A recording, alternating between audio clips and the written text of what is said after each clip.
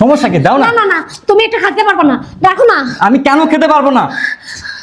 কারণ এই চাটা তুমি খাইও না প্লিজ। সমস্যা কি? আমি এই চাই খাবো, দাও। মানে এই চায়ের সমস্যা কি? না না, কিছুই না। আচ্ছা, এটা আমি খাবো। রাখো না, আমি খাবো। তুমি খাবে?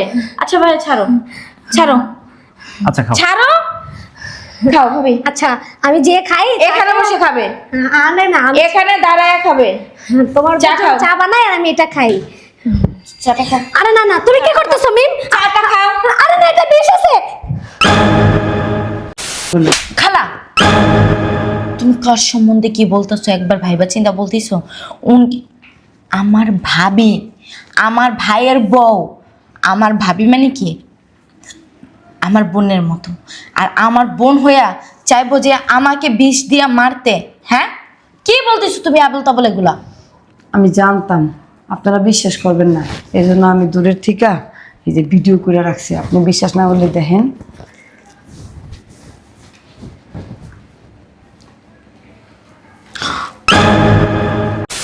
বাবা, আপনি কিন্তু চা খাবেন না। হ্যাঁ, আপনি কিন্তু চা খাবেন না। কি বাবা, পাগল টাগল হয়ে গেল নাকি? বুঝলাম না কি করলো তো। মিম, হ্যাঁ হ্যাঁ, নাও চা খাও। চা মানে? মানে আমি চা খাইছি, তাই বললাম তোমার জন্য এক কাপ করি, নাও। ধন্যবাদ ভাবি, আমি এখন চা খাবো না। আরে খেয়ে দেখো না, স্পেশাল ভাবে বানাইছি, খেয়ে দেখো, খুব মজা হয়েছে। সরি ভাবি, আমার এখন চার নেশা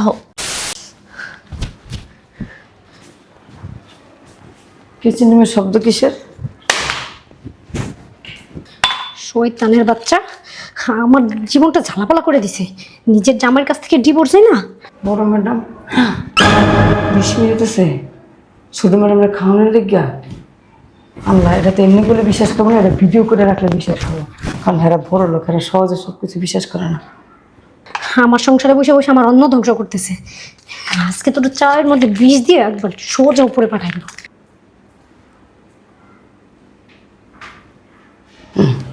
এখন বিশ্বাস করতে হবে।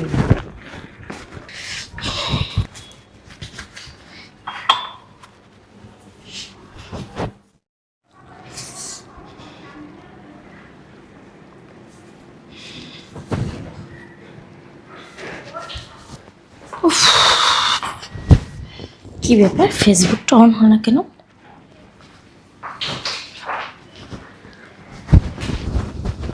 বাবা, আপনি কিন্তু চা খাবেন না। হ্যাঁ, আপনি কিন্তু চা খাবেন না। কি ব্যাপার, পাগল টাগল হয়ে গেল নাকি? বুঝলাম না কি করলো তো। মিম, হ্যাঁ হ্যাঁ, নাও চা খাও। চা মানে? মানে আমি চা খাইছি, তাই বললাম তোমার জন্য এক কাপ করি, নাও।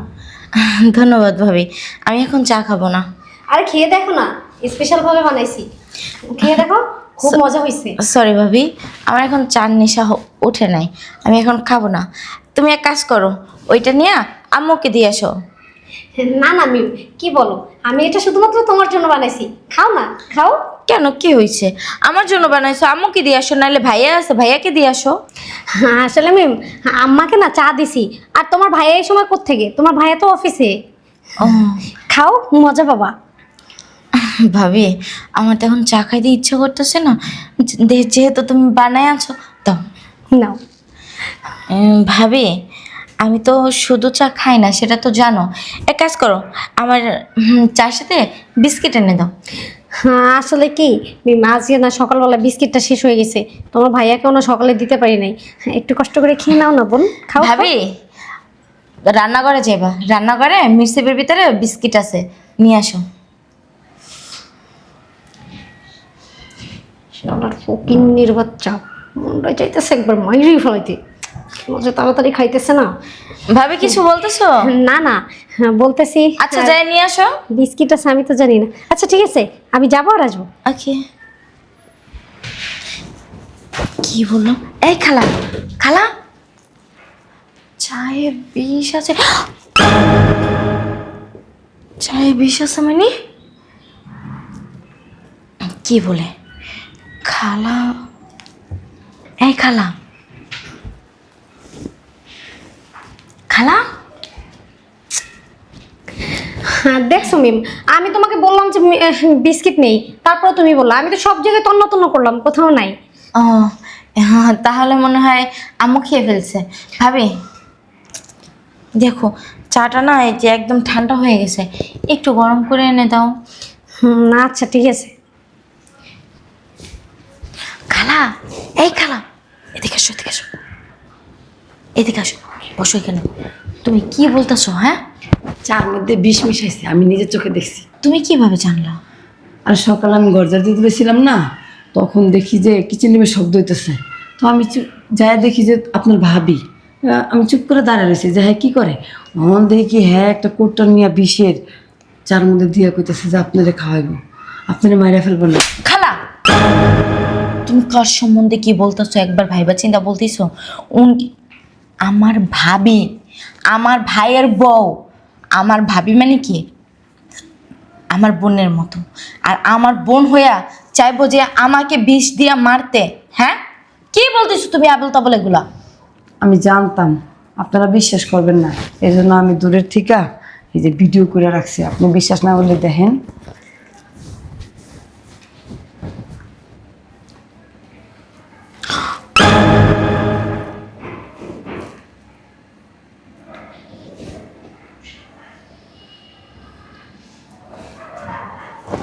কি ম্যাডাম, এখন বিশ্বাস হয়েছে? আমি জানতাম যে আপনারা বিশ্বাস করবেন না, কারণ আপনারা বড় লোক, সহজে আমাদের গরিবের কথা বিশ্বাস করেন না, এই জন্য আমি ভিডিও করে রাখছি।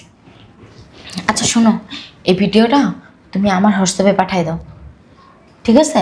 আর শোনো, এই ব্যাপারে আমাকে কিছু এখন বললো না, হ্যাঁ? যা বলার আমি বলতেছি, যাও। আচ্ছা ঠিক আছে। সি সি সি সি, জানতাম ভাবি আমার সাথে একটু ক্যাডো ক্যাডো করে, ঠিক আছে মানলাম, কিন্তু তাই বলে আমাকে বিষ দিয়ে মারার প্ল্যান করবে? ছি, ভাবি এতটা জঘন্য, এতটা ছোট তার মন মানসিকতা। ভাইয়াকে খবরটা জানাতেই হবে। হ্যাঁ ভাইয়া, তোমার সাথে কথা আছে। মিম, মিম, আরে তুমি কখন আসলে? আসার আগে তো কিছু বললে না। কেন আমাকে দেখে কি আশ্চর্য হয়ে গেলা? আরে না না, আশ্চর্য কেন হব?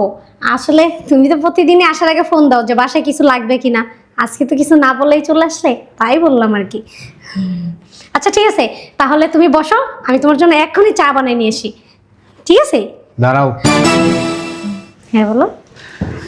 তুমি এত যত্ন করে কষ্ট করে আমার বোনের জন্য চা বানিয়ে নিয়ে এসছো, ওই চাটাই আমাকে দাও, আমি খাই।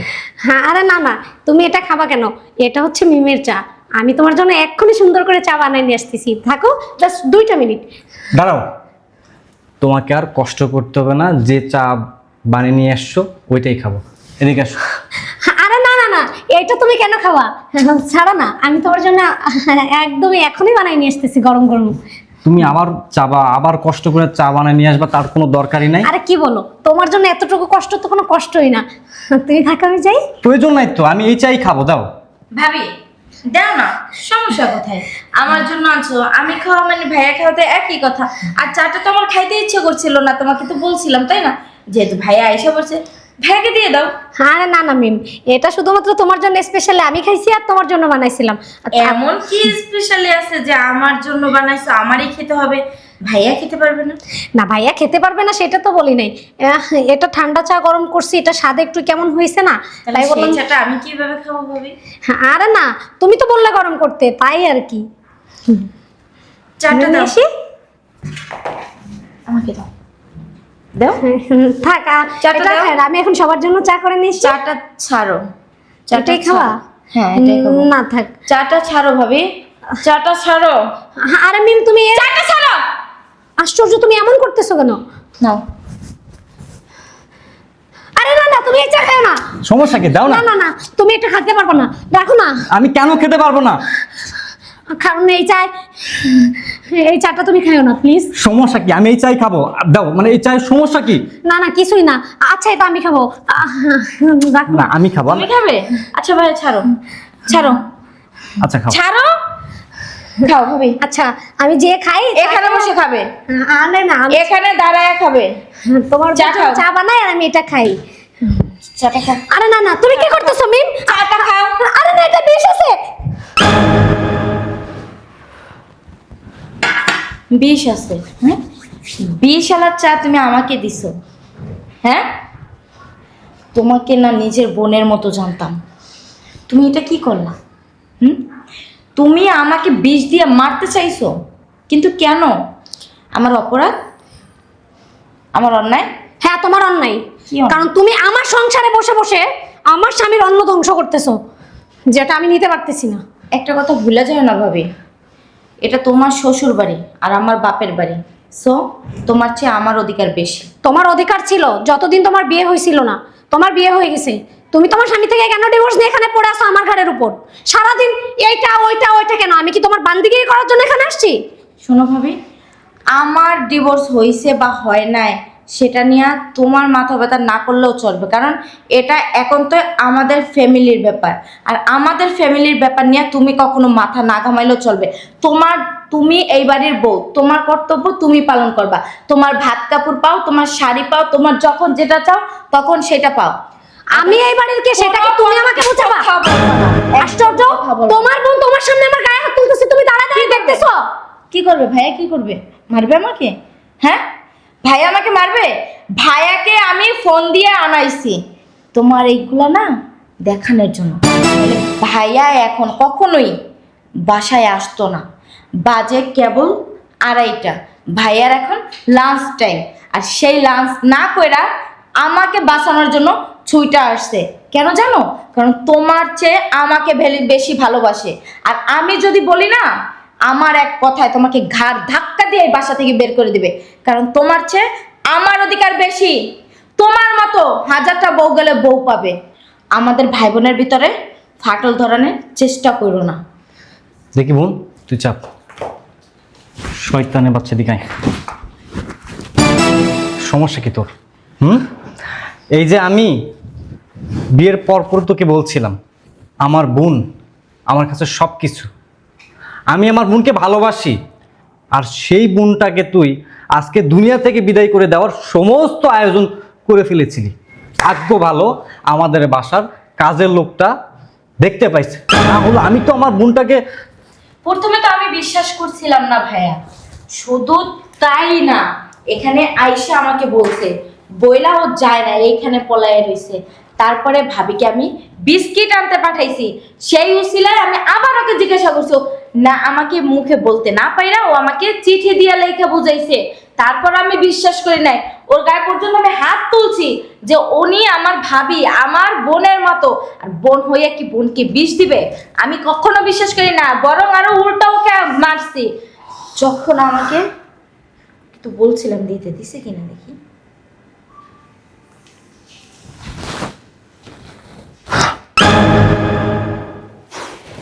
এই শয়তানের বাচ্চা, এসব কি?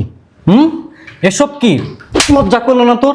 বিবেকে এতটুকু বাধা দিল না যে কি করতেছি আমি এটা?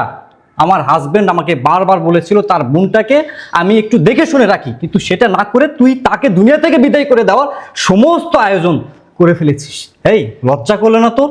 লজ্জা করলো না? আজকে আমার বোনের জায়গায় যদি তোর বোন থাকতো, তোর বোনকে যদি তোর ভাবি এভাবে দুনিয়া থেকে বিদায় করে দেওয়ার সমস্ত আয়োজন করে ফেলতো, তাহলে তোর কেমন লাগতো? নিজের বুঝলে পরেরটাও বোঝা যায়। আর শোনো ভাবি, তোমরা সবাই জানো আমার ডিভোর্সটা কেন হয়েছে।